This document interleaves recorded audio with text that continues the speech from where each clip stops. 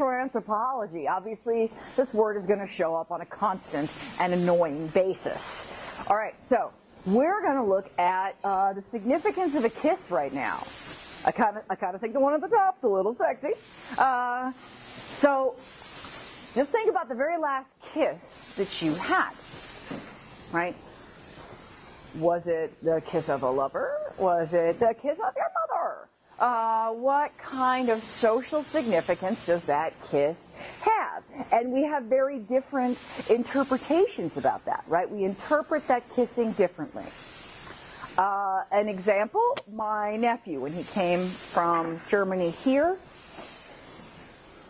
he kissed me on the mouth, hello. And I was like, whoa, no. And for about 2 months, that's how he would say goodnight and all of those things. And I know because my mom was born in Germany. I'm the first one on my mom's side to live here, to be born here. I know Germans do a lot of that. When I was in Germany, there was a lot of kissing. A lot of kissing. They're not dissimilar to the French, except that they aim for the mouth, not for the cheek. He has since stopped that. We peer pressured him out of it without actually saying don't do it. But we have this difference in how we interpret kisses. This weekend, I saw my favorite 2-year-old ever, little Isha Squisha. And Isha is the most adorable child ever. She's, however, refusing to speak. She's 2, won't talk. She is talking. She's just not talking using words, other than when she really wants your attention. If she wants your attention, suddenly she speaks quite clearly. But most of the time, she doesn't. And when I told her I was leaving, and it might be some time before I saw her again, like a lot of days. And by a lot of days, the last time I saw her was almost 9 months ago. So I was like, it's going to be a lot of days. And she looked at me, looked sad, and then kissed me. And she was telling me what? She loves me and goodbye. Right? If she loves me, she misses me. Yes, she's going to miss me. I'm the bringer of all things fun. So I am indulging my antiness quite a bit there. So we look at this behavior of kissing. Now, there are places where kissing isn't done casually at all, where people do not share a kiss with anyone who isn't a direct lineal relative or your spouse. It's considered a very close thing. So, we know that culture is not written in stone and that culture is a living and changing entity. Within our own culture, we used to kiss hello. 100 years ago, kissing hello, very common. In fact, not even 100 years ago, even 70 years ago, kissing hello, very common. You've probably seen in old films where women come together and kiss each other hello, oh darling, it's been so long since I've seen you. I wouldn't do that with my best friends now. Like when I see my best friend, I hug her and I tell her how delighted I am to see her. I might kiss her on the top of her forehead, but mostly as a motherly gesture. You know, she's got diabetes, she's got a series of issues, and so, you know, periodically I must keep that. Mwah. You know, it's not a greeting, it's not that significant, and it certainly has changed over time. Our culture tells us what kind of behavior is appropriate in public and appropriate in private. Now, that couple that we saw kissing like that in public amongst all of those people, a lot of us had an immediate reaction to that of, no, we don't do that in public, right? We call that public displays of affection, right? PDAs, though, for us are huge. For some people, holding hands is a PDA, right? It's a public display of affection. For others, a kiss is no big deal, but you start adding tongue into the equation, and we're all like, get a room, right? That is, to us, culturally inappropriate. There are some places where it is not. Assume you are at a club. Assume it is 1 a.m. Assume there has been some drinking. Someone kisses you with tongue at that point, it's an invitation, and it's not really so much a PDA problem. No one in the club would be like, oh my God. Now move that same kiss to church. Right? We're all like, what? Right? Not appropriate.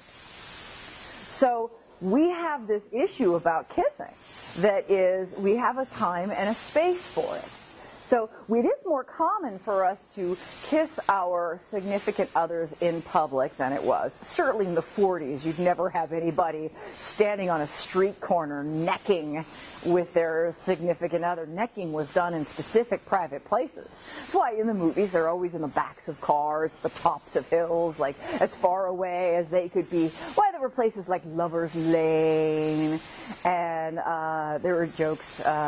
Mother's father always calls it the sparking lot, a parking lot, and sparking was making out. It was a sparking lot. And we have adjusted some of that, but we still have, I would say, fairly, puritanical is a judgmental word. We have fairly conservative views on when exactly it's okay to do a public display of affection. And of course, each person is individual. This is where we start getting into the issue between individual behavior versus cultural acceptance, right? Individual behavior is personality. Some of that's even genetically hardwired. Cultural behavior tells you whether or not it's okay. Your personality will decide whether or not you care. Right?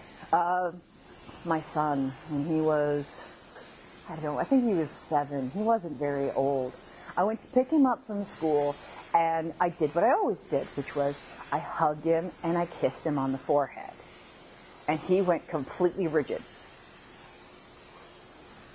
And I got the message, right? No, Mom, not here. And I was like, okay, that's the end of that. Right? Okay.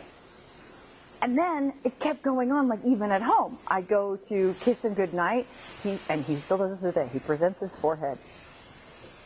There will be no embracing.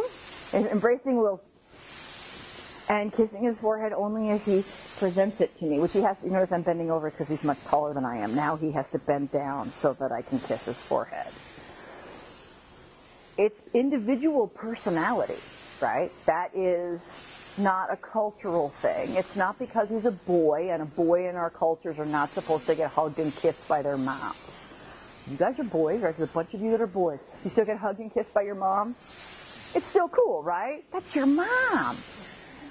But there are limitations, cultural limitations that are placed on that. Like if your mom were to show up at Norco, and maybe you forgot your book, and she met you on campus, and she hands you your book, can she hug and kiss you?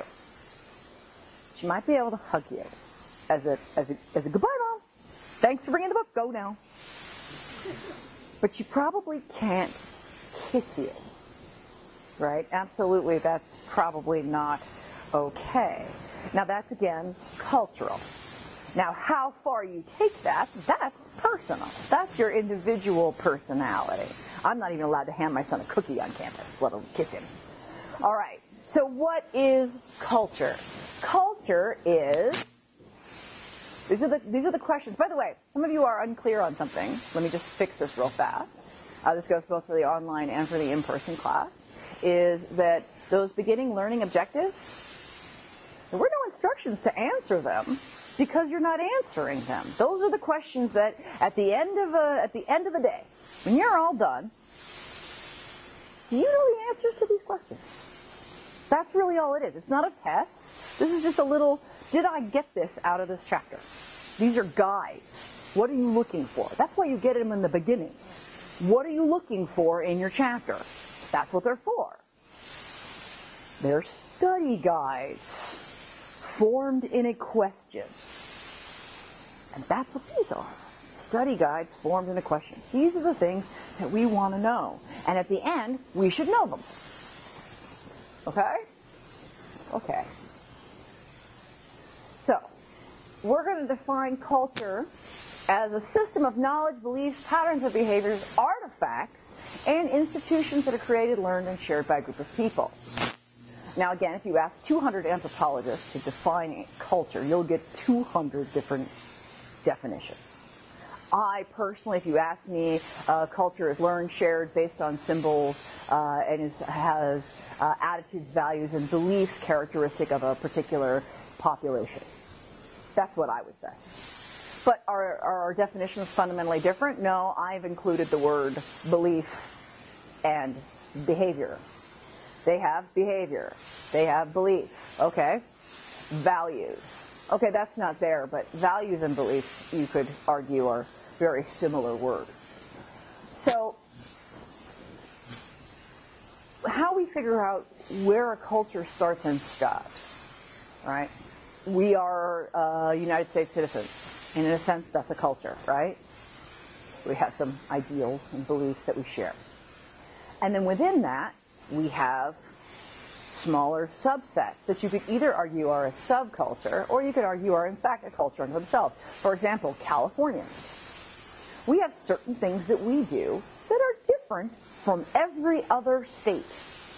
And within California, they argue that you actually can divide California up into attitudes and beliefs of Southern California versus Northern California. Right? Northern California, hippie freaks, afraid of vaccination, God only knows why. That's okay, they can all just fall off in the ocean. So, every time I go to San Francisco, I leave going, God, please think. I used to live there and see. I lived in both. I lived in Rancho Cucamonga and centrally in the city of San Francisco. Long story, but I was mated to someone who worked there, and so we kept two residences. It was a pain in the butt. I commuted every weekend, or he did, one or the other, basically always there. And one week I was off, and I was driving through the city with a friend of mine in the seat, and we pull up to a stop sign, and this guy walks by us wearing just a harness. That's all he's wearing. He's wearing a leather harness. It's crisscrossed in front of him. There is nothing else on. There are no pants. There are no shirts. He has manscaped, so it's very clear exactly what's going on. And my reaction was, but it's Tuesday. I felt it was inappropriate because it was Tuesday. Not because naked people in San Francisco. No, that's normal. But that's usually Saturday. Sometimes Thursday, but mostly Saturday. And it was Tuesday. And that's when I realized, I gotta get out of here. When a naked man walks past you, your response should be, what? Not, but it's Tuesday. I did not share their cultural values. So we all live in California, right? We share these beliefs. We're all Californians. I do not think in a harness, naked crossing the street is appropriate Tuesday behavior. Now in Southern California, we actually even have a different speech pattern. It's pretty cool. The speed at which we speak, the rest of the nation finds amusing. They actually think we're quite slow. If you were to cartoon out how a Californian sounds to a New Yorker, I don't know if you guys have ever seen the Saturday Night Live skit about California. First of all, the way we describe how you get places. You take the 101 to the 134, the 134, the 101. As soon as you get past the Mississippi, you take 134, you take 10. And the exits are numbered, not named. It's weird. Our exits are numbered too, but we don't call them like that. When Google says get off at exit 34, we're like, what is that name? Right? Weirdo Google. And we talk very nasally, and we talk so long. Oh my God, Brad. I can't believe that you went all the way over the 134. Don't you know there's traffic at that time of day? That's a Californian to the rest of the world. Basically, in their opinion, we run around going, "Surf's up, brah." That's their idea of us. And our values, if you ask anyone else in the world, what are our values in California? They'll tell you it's all about the beach. I didn't even go to the beach this summer, did you? Yeah. It's cold. Why? The beach is a cold place. I mean, I did go to a beach, but it was Miami. Right? That was warmer. Why would I go to, like, Venice? in case I want to see somebody naked on a Tuesday, right? Like that's the only reason. Which, of course, there's the funny part. I'm from there, and yet couldn't handle San Francisco. So we look at these as patterns of behavior, okay? And when we say patterns of behavior, we mean we interpret them correctly. When you do something, I understand what you're doing. We're members of the same culture. I don't need an explanation. I'm not looking at my best friend going, huh? You know, okay, sometimes about what people wear, but looking at our patterns of behavior. So we call this whole idea of patterns of behavior culture, but it's also going to include things like your skill set, right? The things you know how to do, the way that you conceptualize the world. Californians, for the most part, are a fairly liberal state. There's actually a joke in the East Coast that the country slanted, with New York up here and California down here, and that all the fruits and nuts roll this way. In other words, we're all crazy and we're all gay, which is not how we would see ourselves at all. Although California is the #1 worldwide birthplace of new religious movements. If you're going to start a new religion, this is the place to do it. We're accepting, and see what they don't understand is California loves the next new thing. I mean, the only other culture I can think of as a group that loves the next new thing more than us would be young kids of Tokyo. They're about the only people I think ahead of us in show me the new thing, show me the new thing. There's a reason. If you look at the Google Glass website right now, they're beta testing again. Anybody can buy them right now. There are 3 base camps for Google Glass. They're all in California. Why? Because we want the next new thing. And we're willing to pay for it, too. That's why I look. I wanted to know what pay for it costs. I'm still not in. All right. So we learn these things during enculturation. Enculturation is how we learn what's culturally appropriate. Enculturation is done by, as we learned last week, everybody. Your mom, your dad, your aunt, your friends, your television, all of those things tell you what's culturally right and wrong. Your peers probably do it most of all, but they didn't just spring out of a vacuum or off of the floor knowing having their cultural knowledge or their cultural toolkit. They also learned it from friends and mothers and all of those folks. Every time your parents told you, we don't do that, they were enculturating you. Or, we do it this way. This is appropriate food. So let's take a thing that we have enculturated rather deeply. Do we eat domestic animals? No. Well, domesticated, yes. In the land of parakeets, parrots, goldfish, dogs, and cats. Acceptable food items? No. We would consider that heinous.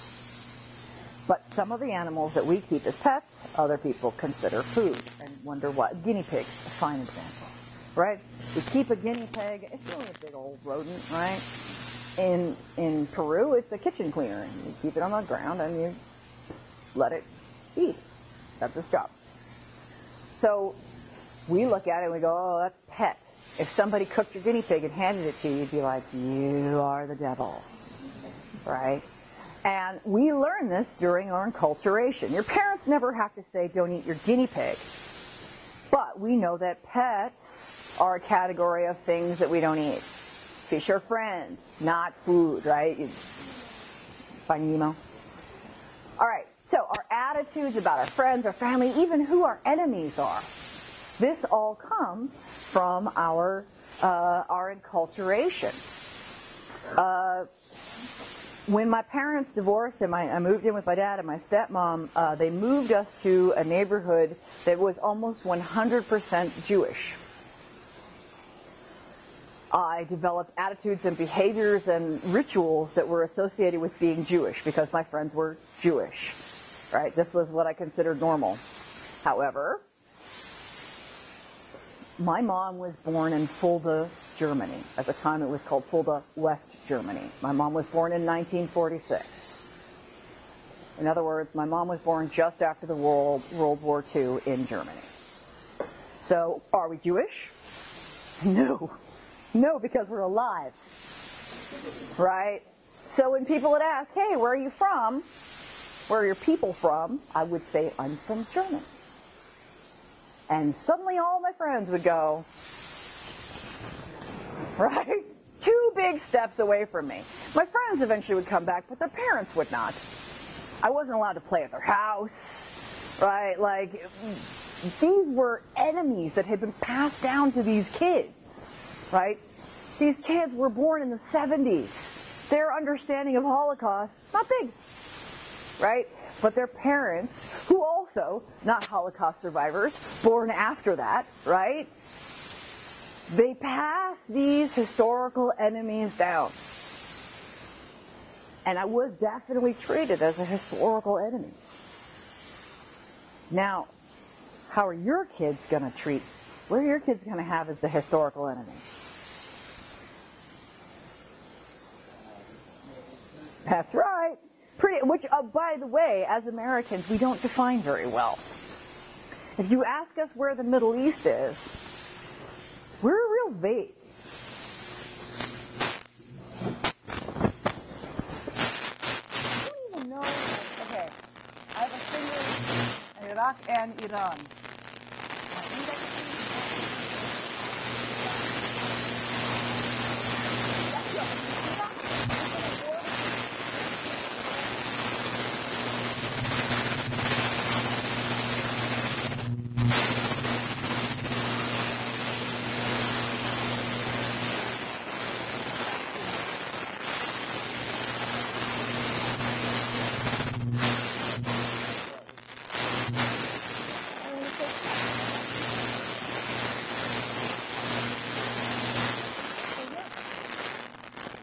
Right, we conflate all of these things together.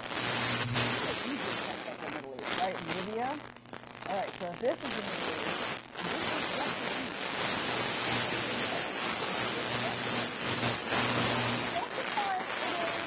Or Greece, or don't sometimes.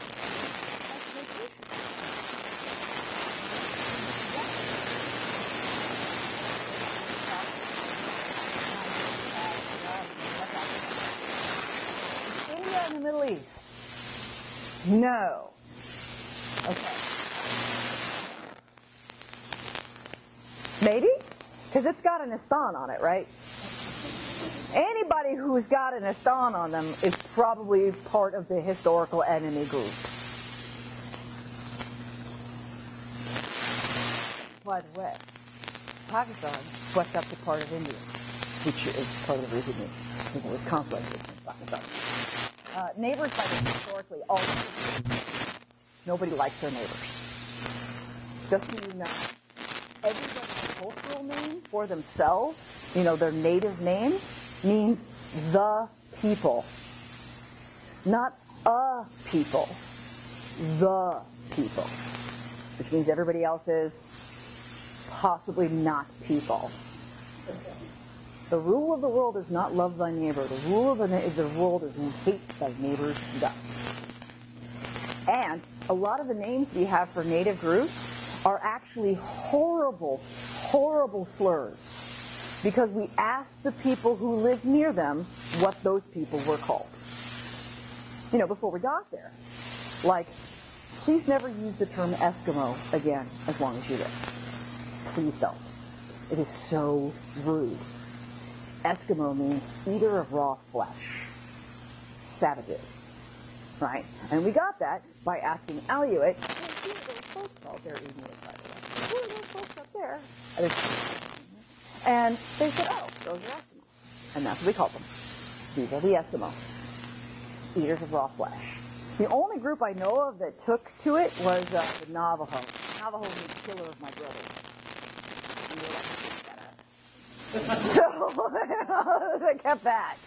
But their name for themselves means the people. So we enculturate with this idea that our way is the right way. Our right and wrong is the right and wrong. Even things like gender roles and what's appropriate hygiene. So when I started college, my cousin moved in with me from Germany. She's a beautiful woman, She was a little bit older than me. And she's your classic German, right? She's got the white blonde hair to her butt. And she's a little thick, you know, because we're Germans. We're strong like tractor, not soft like baby poop, right? We're cold adapted folks. We're ready for snow and sausages, mostly sausages. And so she was this really beautiful but kind of tough girl. And now she's a horse therapist, which I think is very cool. But when we were in college, one day, she's walking past me, and I see her armpit hair. Like, her arms are down, but her armpit hair is sticking out the back here, like in tufts. Right? And I was like, whoa, Chewbacca. Right? Like, that's not good. You look like a Yeti. And she looks at me and she goes, what do you mean? And I said, you can't have the hair. That's not okay. It's disgusting. And she was like, it's natural. So? So's a lot of things. So's poo. We don't just hang on to it. We let it go. So let it go. And she just kept looking at me. She goes, you are crazy. And then, you know, she walks in and I'm putting deodorant on. She's like, oh, that's so unhealthy. Why do you put that on? I'm like, because I don't want to reek. You smell like a sewer. A hairy sewer. Disgusting. So obviously we were doing well as roommates. We were getting along very well. And I could not deal with it. She also showered like every 4 days or something like that. Oh! When I was in Germany, I kept to my normal hygiene habits. They used to send me back home every time I got in trouble. Like, you know, some kids get sent off to grandma in Kansas. I would get sent off to grandma in Fulda. Tiny town. You do something at one end of the street, and by the time you get home, grandma knows. They would send me home for things like smoking and drinking. To Germany, where if you're old enough to, like, see the bar, you can drink. And they sell cigarettes on vending machines on the walls of unattended streets. Yeah, that stops my behavior cold right there. Nope. So there I was, bathing like I do, right? Every day, a bath, every day. Well, I wash my hair every other day, but wash my body every day, right? And the only reason every other day is because I dye my hair and I don't want it to all fall off. My grandma pulls me aside after about 2 weeks. And in very broken English, because she spoke some, she was trying to ask me in German and I got nothing. But in English, she says to me, were you raped? No, Grandma, no. And I thought maybe she was trying to get at the question of, are you a virgin? And I was like, it's time to lie to Grandma. I'm totally ready to lie to Grandma. And she was like, were you raped? And I said, no. She goes, why do you wash so much? She thought that I was trying to wash the rape away because that was the only explanation for why I would bathe so frequently. And I was like, no, I don't like to smell. And my grandmother says, I don't smell. She didn't. And she was like, you don't smell if you don't, you only smell if you do things. You don't do anything. She was right, lazy. Right? But to me, so obsessed with smelling. And how many times have you ever been in a situation where somebody else has had an odor to them and your response is, how rude. Right? Ugh, you disgust me. Because they smell like a person? How dare you smell like a person? Your body odor is acrid, right? Like a little BO coming off of them, and you're like, oh, so disgusting. It's only Americans who react this way. The rest of the world does not have this. I encourage you before you die, travel, see the world. But I warn you, when you travel and see the world smells differently elsewhere. Take a subway in France on a Friday afternoon. You know, the whole time I'm like, oh, God. I took a bus in rural Mexico. A rural bus in rural Mexico. I tell you, the Mexicans weren't the ones who smelled. There were a whole group of Mennonites, farmers, actually German descendants in the Yucatan, all white people that look like Amish people, that's Mennonites. They smell so bad. Oh, they're sitting there speaking German, and I really wanted to turn to them and tell them in German, you smell so bad. You smell so bad. And literally, the Mexicans were like, oh, God, like we're cranking the windows down and just kind of like trying to stick her head out the window. There was a lady traveling with a chicken, and she was offended. And I was with her, man. I was like, oh, no, not okay. So if we started adding other things that we consider appropriate, personal ornamentation, tattoos, right? We tattoo, and we haven't even done anything for it. In other cultures, that's your sign that you've gone through your rite of passage, right? And there we just do it. Oh, the one that drives me crazy? I don't see any in the room at the moment, so none of you will be offended. Earplugs. How dare you? That is the sign that you have reached manhood among the Kayapo. A lip plug? You have undergone the trials that prove you are prove you are a man. And you're wearing the sign that you have undergone your trials and your rituals and you are absolutely a man. Oh, you pretender to the throne, right? Drives me insane. But we consider it, what is it? It's kind of an edgy fashion. Although it's now so common, it's not so edgy. But we don't genetically inherit culture, our hair color, right? We talked about this before, and enculturation is passing it on. We do pass it on from our parents, but again, our parents are not the exclusive passer-oners. Every single human being on the planet is capable of learning culture and learning the language of any culture if they're exposed to it. If you're like, I could never be those people. Yes, you could. And we're flexible that way. That's the cool thing about being a human versus being a cat. Right? Our highly complex brains and our dependency on flexible learned behavior, which allows us to zig right when it's necessary, zig left when it's the other way. This allows us to learn any culture that we are exposed to. And any language.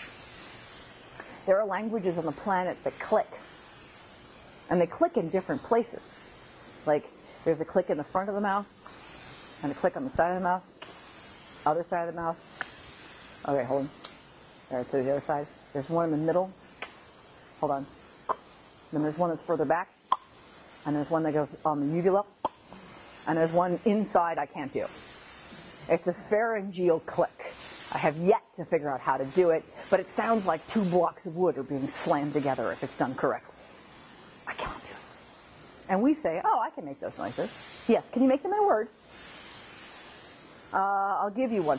You are all familiar with the Native American group, the Quackayoodle, right? You've heard of them before? No? Have you ever seen a totem pole? Fairly typically, you've seen a Quackayoodle totem pole. But their name is not actually the Quackayoodle. They're not ducks. Quack. It's actually the Quackayoodle. Right. Quackayoodle. You're all like, nope, stuck there. Now, can you learn how to do this? Absolutely. I wasn't born being able to do that, right? I had to learn how to do it. I've had to learn how to do it in the middle of a word. That's even harder. Like getting it like at the front, in the middle, at the end. Oh, so hard. Here's another one. In our language, we use NG, right? I sing. You have a song, right? We can do it in the middle. I am singing. Now put it in the front. Right? We're like, nope. That word doesn't start a word. That sound doesn't start a word. It does. Anywhere else. And can you learn how to do it? Absolutely. Absolutely. These are some foods that are considered culturally appropriate. You're like, I will eat this one. That's shrimps, right? We love shrimps. Okay, so you can't eat shrimp. But this is squid. I'm a big fan. These are a series of worms. That's actually an insect as well. There isn't one. It's a duck. And there's different types of fishes. These are beetles. You would not consider this a food item, even though The largest source of protein on the planet is insects, and they create no methane gas.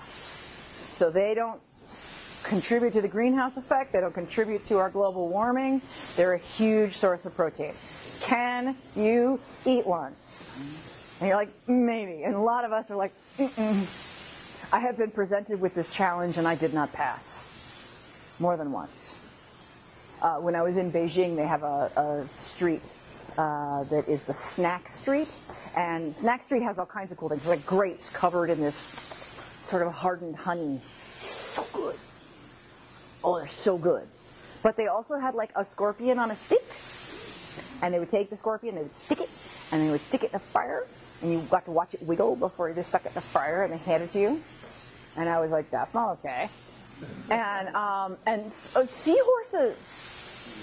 Fried seahorse on a stick, right? We're all like, no, seahorses are cute. They're adorable. You wouldn't eat that. You eat that. You eat that. We also consider only parts of food edible. I was at a sushi restaurant with a guy who was native to Taiwan, and he sort of was like, hey, we're going to have this shrimp thing, and I was like, that's great. And the shrimp came with the shrimp heads. You know, with the eyes and the thing. And he looked at me and he goes, well, white girl, are you going to eat it? And I was like, I know that shrimp are actually sea bugs. They're actually insects, and we just don't think of them as bugs because they're in water, but they're bugs.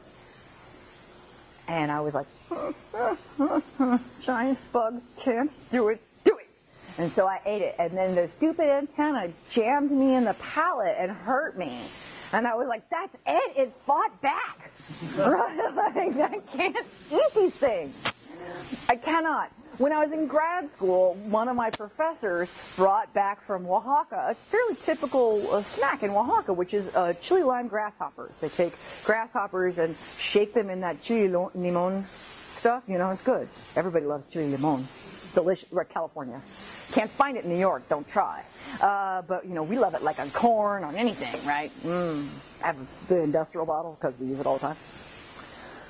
But they had grasshoppers shaken in it, and this professor did, and he was standing there in front of the class, and he was like, okay, and I'm going to pass them around, and you guys are going to eat them, or you aren't real anthropologists. And I was like, I guess I'm not a real anthropologist. I work with dead people, and you know what? It turns out eating stuff there, totally frowned on. You're not supposed to eat anything there. I'm going to be a member of the... You don't eat anything at an autopsy. I mean, I have my coffee, but you don't eat anything like from the body. That's not making part of them. That would be just weird, right? So I don't have to learn how to eat native foods. Screw that. And this one girl, stuck-up girl, we all know that student, right? I know everything, and I have to tell you all about it, right? That girl? I'm not actually contributing to the conversation. I'm just telling you what I know. Ooh, ooh. Oh, she was so annoying. And the rest of the class, just like in any class, we all wanted her dead. Right? We were all like, oh my God, shut up. A couple of times, because I was much older than her, I'd be like, shut up. Nobody wants it. Shut up. She says, you can't tell me to do that. Yes, I can, because you see, I can kick your ass. And that solves the problem right there. Might makes right. Shut up. And she was like, oh my God, you're mean. You have no idea. So she's like, I'll eat it. And she shoves it in her mouth. And she's sitting there, she says, oh, it kind of tastes like grass. Right? And while the instructor's talking, and he was like, hey, she'll do it. And I was like, dude, you got a leg, like right there. You probably want to grab that. And she turns green. She makes it as far as the door. She doesn't even make it out the door. She throws up all over the door. And I was like, you see? And at the same time, the rest of us were like, yay! Something horrible happened to the girl. Because we're bad people. So, this is another thing we think is delicious. And the rest of the world, right? What's the feeling on this? This is dirty. This is wrong. This is filthy. Well, not only that, it has a split hoof, but it doesn't chew its cud. What a sin. I, however, disagree with this. Now, I don't like this so much, even though my parents insist on serving it to me over and over and over again. Every Easter, it's all about the honey-baked ham. So, and you know, it's bacon. Bacon, right? Bacon trumps all answers. Bacon. Sorry. Could never be a vegetarian. You couldn't get me to eat bacon. So, obviously, no person has their own culture. You can say, in my culture, but when you say that, you're actually talking about a whole bunch of folks, right? You're not talking about, in your culture, the culture of Alexistan. Yeah, well, my first name's Alexis. Alexistan. This is the culture of Alexistan. And all people will follow me. Oh, wait, I'm a culture of one. Who's going to follow me? Just the voices in my head, right? So, in order for it to be a culture, we have to have this shared as living groups. Now, previously, people sort of looked at cultures, especially when we went to faraway lands and visited strange people. We looked at it like it was static. Like, we'd say, the Tiwi do this. Actually, all we could really say was the Tiwi did this in 1952 when the dude went.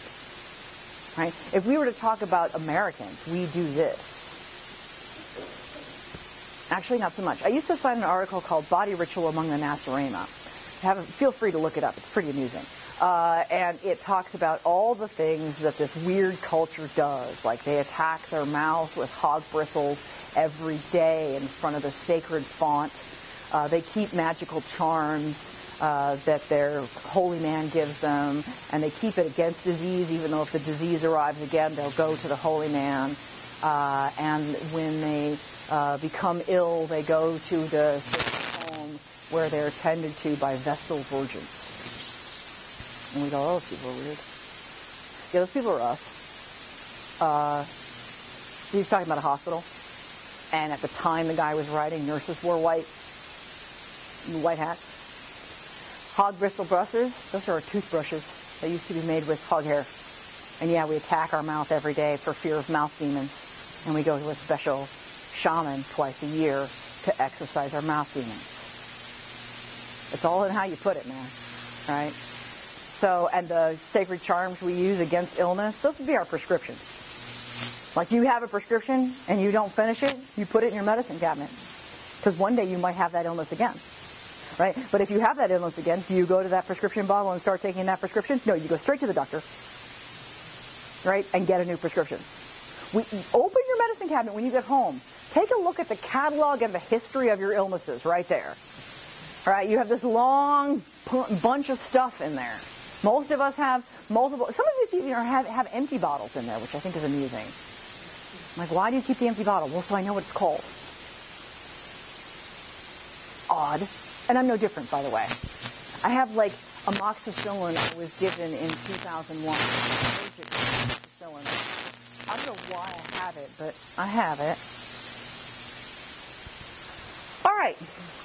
So, when we communicate, we learn how to communicate first through talking. I was talking about Isha, not really speaking. But eventually we learn how to do that, and this allows us to live life communally, allows us to live life together, because we follow pretty much the same standards of rules and behavior. When I tease about my nephew coming, part of the reason he had trouble at first, and sometimes ongoing, integrating into our household was because his rules for standards and behavior were different than our own, right? And we keep communicating to him how those rules are so he can live at peace with us. Now, we talk about culture being shared. Again, no culture belongs to one person. And it's sort of a collective phenomenon. What that means is that we all do it together. It doesn't mean that everybody behaves the same way. Not everyone's going to behave the same way in a culture. Not everyone's going to think the same things are good. If I look right now at your clothing, right, what you considered appropriate to wear to school, there's a wide range of variation there, including myself today. Although I would not have gotten dressed this morning going like, hey, I'm going to wear scrubs to school.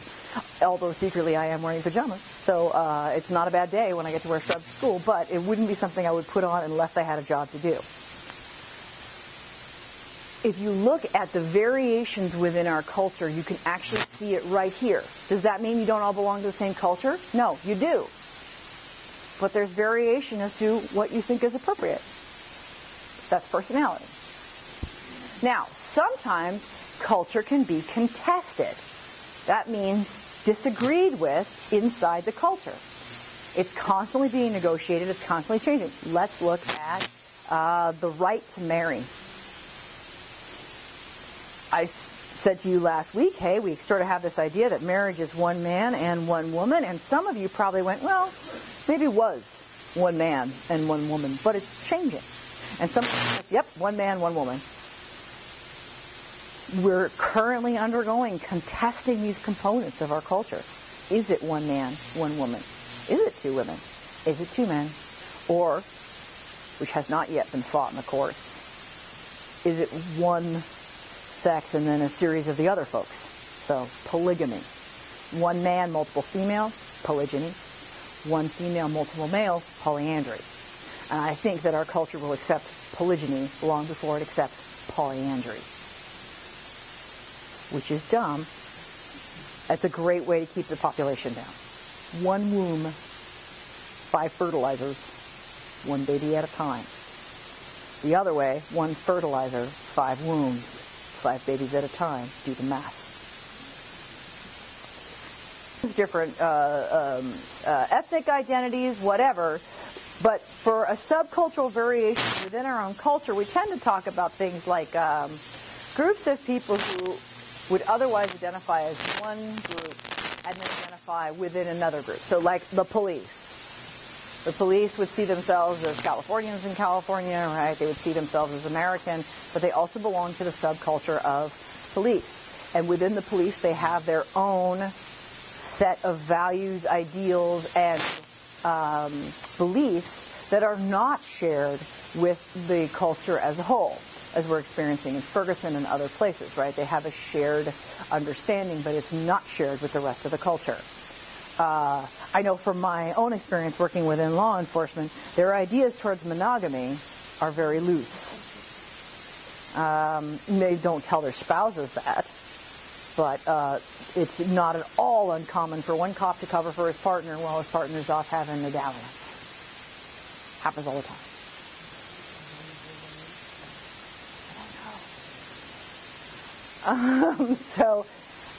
Gangs. Gangs have their own subculture. They have their own rites of passage. The Amish are a subculture. Now, we look at how we tolerate subcultures based on how we perceive, whether or not they're perceived as a threat. So, polygamous Mormons in Nevada, do we perceive them as a threat? Maybe. Law enforcement comes in and busts them up, right? They're breaking the law. They take their children. By the way, you can no longer take children belonging to a woman who is in a polygamous relationship. It's against the law. But, I mean, you could take them for other reasons, but not the polygamy cannot be the reason for taking the children. But that's only been recent.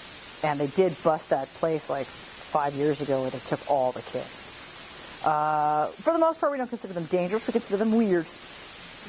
What about the Amish? Are they dangerous?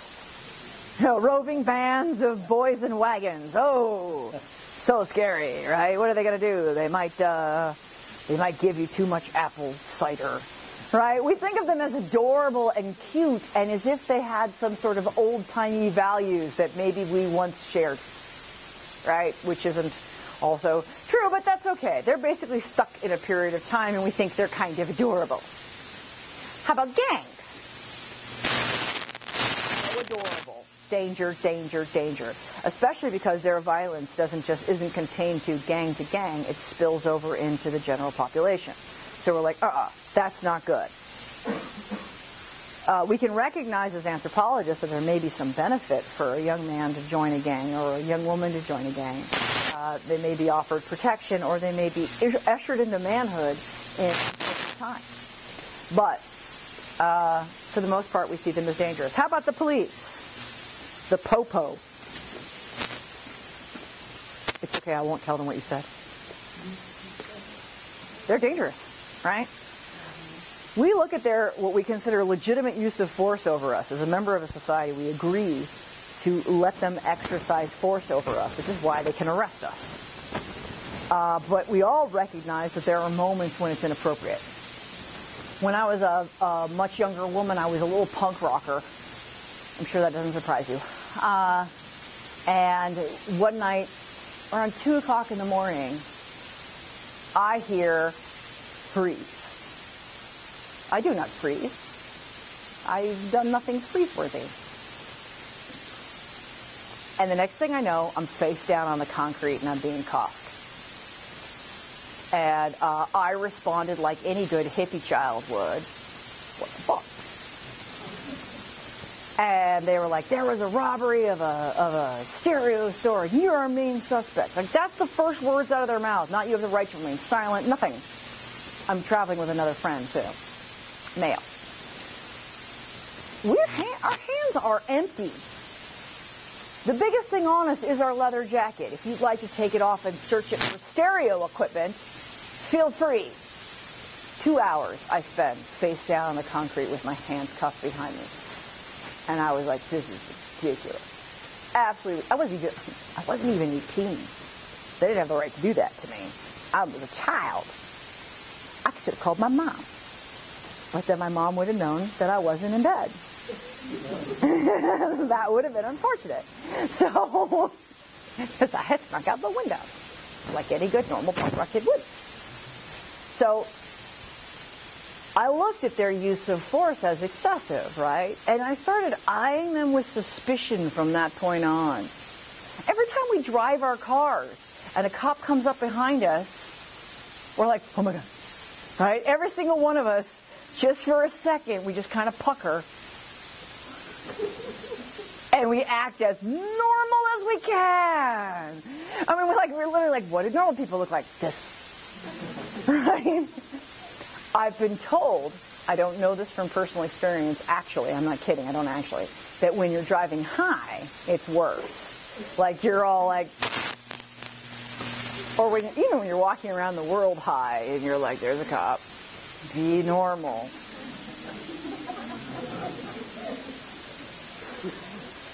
Why? Because we view them as a threat. Now, as a younger person, they were a perpetual threat to me. I couldn't follow the DMV laws because I didn't have the money to follow them. You have to have a certain amount of money to be able to do stuff like have insurance and register your car and all those things, which I couldn't seem to manage. And I occasionally forgot about things like seatbelts and traffic laws. But I was always on the wrong side of them, always in trouble. Luckily enough, never arrested for a traffic violation. However, the guy I was dating spent like a month in jail for his. So I was very, very, very, very nervous. That whole subculture terrified me. Imagine the irony of me being one of them now, right? It's like, oh, you don't learn quick. No, I don't. I figured out real young I had a choice. That clearly law enforcement was going to be constantly in my life, and I could choose which side I wanted to be on. I didn't want to be on the bar side. I wanted to be on the other side. But there are still some components where I don't fit in. I don't swagger well. Chewed them out this morning. It was great. So, a cultural identity is an identity that people look at as their own. This picture right here is looking at how people, this is a Atlantic Ocean, there you have it, how people get their money, or what the major subsistence thing is there. We could identify that way, like this was a fishing culture, or we do a lot of fishing here still. This whole area is DNA research. This is medical research. Here we do lumber. There we do textiles. Up there we do diamonds. Right? Here we do electronics. That's the Silicon Valley. Right? And we could look at it as there's graphite there. However we wanted to look at it, people might identify that way, by the way they do things. And in some ways, we used to identify Native Americans that way. We would say, oh, this culture was a plains culture. They existed on the plains, and we defined them by what they had. Did they use wigwams or teepees? Did they use log houses? Did they build mounds? Or were they a fishing culture? Were they hunters and gatherers? Were they large-scale agriculturalists? And that's what we use to define that culture. That's just one narrow definition of many. We might want to look at their religion. We might want to see how they see themselves. So again, gangs and police, oh, these guys. I say, look at their bodies. These are Hell's Angels, by the way. Oh, that's Sons of Anarchy, sorry. That was supposed to be Hell's Angels.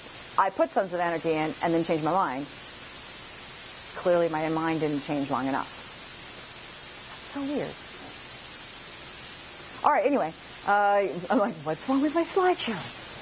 So there we have police. I can show you them in much more gang-like postures. So culture is symbolic. What we mean by that is a lot of our culture is represented through symbols, right? And our values can be represented that way. We have mental maps about our culture, and anthropologists have to tease those mental maps out. These mental maps are in no way universal. No way at all. Now, even in a culture where everyone says, okay, we're of the same culture, we may not all agree on what the mental map is about that culture. So if I were to ask you, I say, all right, Patricia, tell me about Norco and Norconians. I want you to, I'm from Mars, and I need you to tell me about the values and beliefs of the Norconians.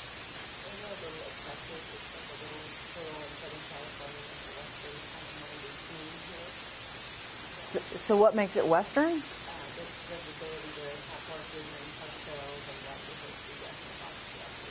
Yeah, we used to have hitching posts on campus. All right, would everyone agree with that as Norco? Anybody have a disagreement? So what about all those places where the houses were sold and turned into housing tracts, where you got a 4,000 square foot house on a 4,002 square foot land lot?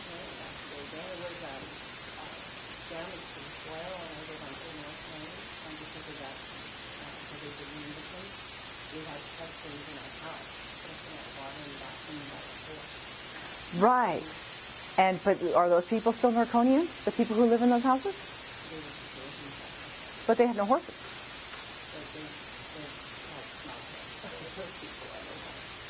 Wow, I didn't know that. I think that's kind of hilarious that there could be a Snob Hill in Norco. I still would like to point out, we're in Norco, y'all. I know Norco stands for North Corona, but when you're all like, well, Corona's fancy, I'm like, please travel. Please go outside into the rest of the world. Heck, go to Laguna Niguel. You don't even have to go far. Just travel. Go. Norco is not fancy. Yeah, I know. I love Santa Barbara, but Santa Barbara I can't afford it. So, ideas about how people should behave in a certain situation is what we call normal and appropriate behavior, right? We learn these norms consciously and unconsciously. Like what I told you, I used to go to my friends' refrigerators, open them up, and just start making a meal for them, and they went, no. You don't do that. That was not a cultural norm. Sometimes it's unconscious.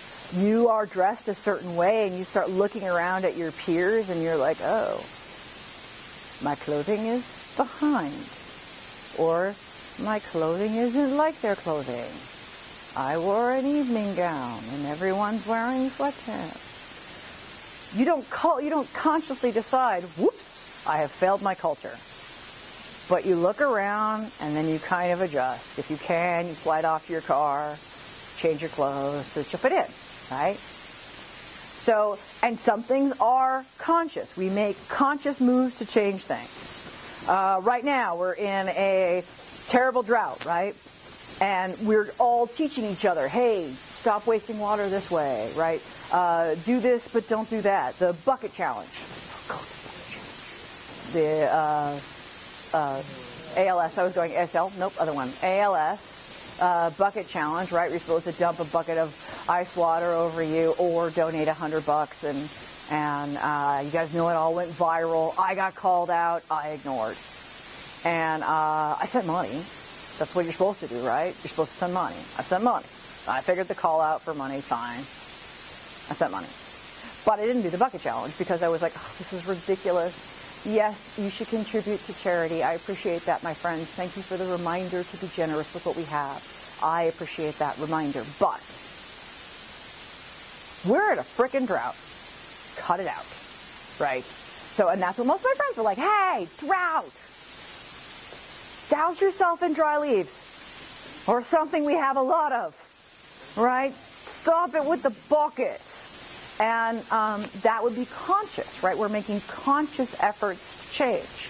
When we try to get people to change their behavior, wasting water, or change their behavior not being generous, that's a conscious effort to change our culture. Anytime you can add rights to something, women's rights, gay rights, race rights, all of those things, that's a conscious effort to change culture. And that would be trying to change what the norm is.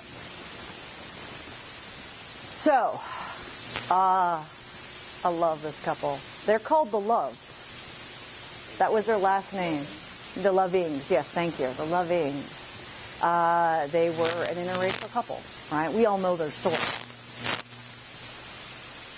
At the time, it would have been an odd person to bring home.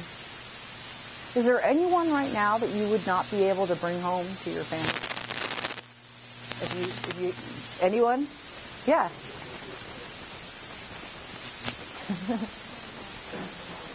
I'm sorry, someone coughed. I didn't hear you. Uh-huh.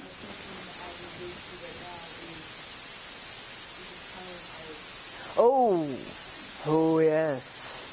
That might be problematic, right? That's an ethnic issue, right? We want that to be normal, right? We want to be able to bring home who we want to bring home. Obviously, in high school, I wasn't allowed to date any of my friends because German, Jew. The husband I have now, I could not have brought home to my grandparents. Not a chance. He passes for Finnish, which I appreciate. My grandparents would have been fine with that. He passes for Finnish. But he's actually, as he describes it, an Afro-Cuba Jew. And so he's an Afro-Cuba Jew. His grandmother fled, not great-great, but grandmother fled Tunisia because she was Jewish, to Spain and then to Cuba, where she hooked up with his grandfather, who was actually Puerto Rican, but Afro-Cuba Jew. And then they moved to New York, and they called themselves Italians. It was the safest way, right? It's much safer to be Italian than to be an Afro-Cuba Jew. And if I brought this person home to my grandfather, because remember, my grandfather makes my mother, my grandfather makes it through World War II, the way men made it through World War II. He fought on the wrong side of that war. My grandfather was a bad man. He believed what he was doing. He wasn't just a bad man. He's a bad man. It wasn't like, I fight for my country. No, he was sort of like, yeah, Jews should die. And so how would he feel about my husband choice? Ooh, I think of him as spinning in his grave. I really appreciate that. And my mother, after my father, preferentially dated men of African origin, specifically like Africans. Like the sooner they got here from wherever was the better. Like if they were like fresh from Ghana, they still had the sand in their hair. She was like, hello. So I'm certain that between both of these choices, my grandfather is literally going like spinning in his grave. I'm like, we should hook him up to electricity. We could like generate power off of pissed off dead grandpa. Right? But those things, when we talk about them here, we're all like, so? Right? It's a norm. So your mom's white and she dates black guys. And? Right? Exactly. And? Although they were always like 20 to 30 years younger than she was. And then we're like, nope. No, they can be black, that's fine. But 20 to 30 years younger, oh no. That's not culturally normative behavior. We have a name for people like that. What do we call them? Cougars, right. What do we call guys who do the same thing? No. Successful. It's true. Cultural norm. For hundreds of years, men have married decades below their own ages. And we were like, oh, that's nice. that girl now, oh, she married well. You know, yeah, he's old enough to be a grandfather, but she married well. We didn't look at Anna Nicole Smith and go, we looked at Anna Nicole Smith. We didn't look at him and go, what was your motivation for marrying such a young woman? Oh, we know. Rich. It was because he could. Right? So that makes a big difference. Now our cultural norms are kind of swinging, right? But still not to the point where a woman, you know, if a woman shows up with a man 20 years younger than she is, we all go, is she rich? Right. So, our ideas about what is important, what is true, what makes a good life is our values. What makes a beautiful life for us? What do we value? For many of us, we would stick our religion in this spot, but it comes out of a shared history, a shared background. These are the things that we consider beautiful. And our cultural values have different kinds of influences. My aesthetic, our cultural aesthetic, even within our household, which is individual, of course, we tend towards the Japanese aesthetic. We like the clean Zen lines of things. And if you look at design studios, it's a lot of clean lines are the way to go, and it's what we consider part of it. But that isn't a beautiful life. Having a Zen vase doesn't make a beautiful life, right? What makes a beautiful life for us? People, right? The people we love, the things that we do. Those are our values. I'd like to say that I value things like getting out into nature with the people I love. I do not value this. That's hiking and it's sweaty. Gross. No, thank you. No, instead, I would say that our values include, for me personally and for my culture and what makes a beautiful life, include still things we have in common. Family, right? Our relationships, having good relationships, all of that is included. Symbols are objects that have culturally defined meaning. We talked about those last week, so we don't need to go over again. But a symbol basically signifies something else, anything that signifies something. So symbols confer meaning, and that meaning is symbolic or is integral to human behavior. Right? We talked about this. This is just a reminder of where we were last week. So symbols in themselves are not universal, but they can change context. So if we look at how many symbols that we can talk about so many, the alphabet and the numbering system, and so many possible symbols that confer meaning unto us. And even symbols whose meaning have changed for us. The symbol of an apple used to be the symbol of a teacher, right? Teachers were the apple. Now it's apple that's the apple. And while I always appreciate an apple for the teacher, that might be out of your budget.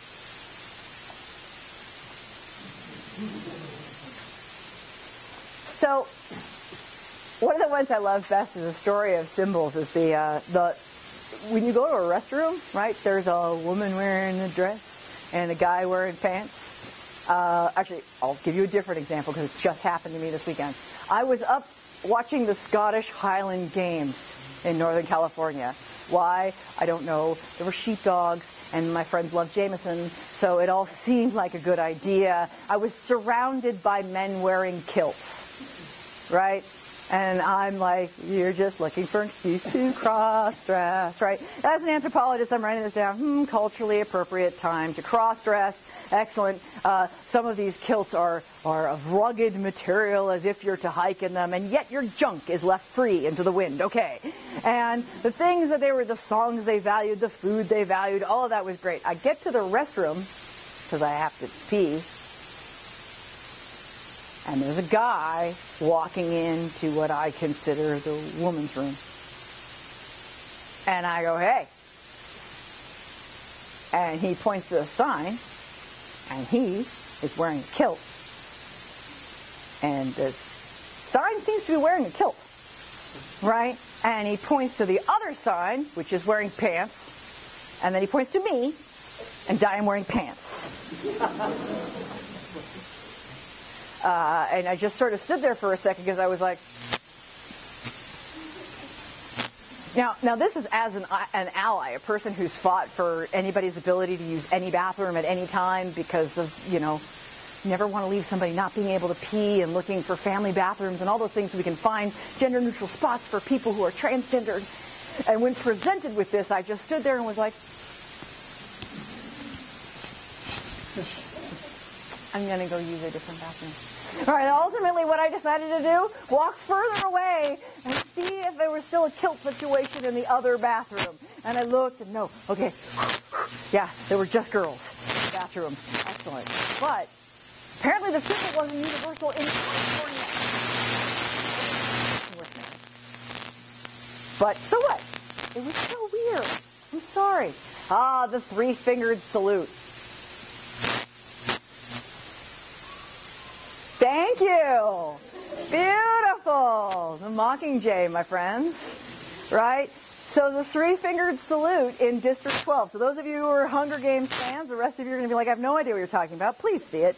It's interesting in a dystopian kind of way, and actually it was better than Divergent, even though Divergent was a better book. So this is a sign of rebellion they have. This is District 12, and this is their sign of rebellion. This is their sign of farewell. And that guy dies for starting it. He's the first guy that does it, and it becomes the symbol all through Catching Fire, right? So it's symbolic. What was it symbolic of? Rebellion, right?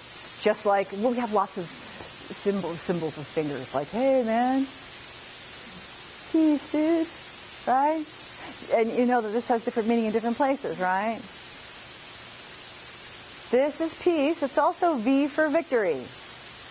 But if you do it this way, it's rude in England. This is this in England.